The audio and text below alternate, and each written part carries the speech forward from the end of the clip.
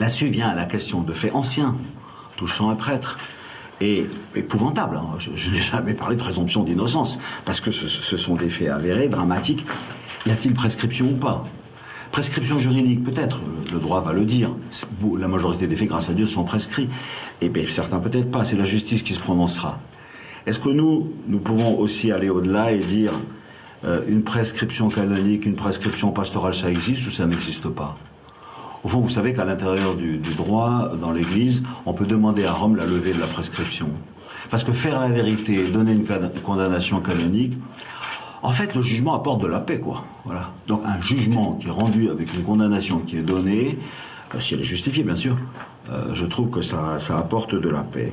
Alors, c'est quelque chose qui peut-être doit être fait, en tout cas doit être réfléchi pour nous. Le cardinal Barbarin, vous venez de dire, je vous cite, « La majorité des faits, grâce à Dieu, sont prescrits ». Est-ce que vous vous rendez compte de la violence de ce que vous dites? Oui, je vous remercie. Je vous remercie.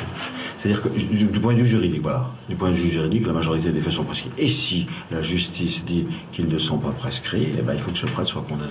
Oui, non, grâce à Dieu, ça veut dire heureusement. Oui, non, mais je comprends, c'est vraiment une erreur de mon langage, je le reconnais volontiers. Et d'ailleurs, ils le savent. Quand j'ai reçu les victimes, et ils savent, par exemple, quand j'ai reçu cette victime et que je lui ai demandé de m'envoyer son texte, c'est vrai que j'étais horrifié. Et donc ça, la première chose que j'ai faite, même pour des faits très anciens, et prescrits d'ailleurs, ceux-là, je les ai envoyés à Rome. Et Rome m'a dit non, c'est pas possible.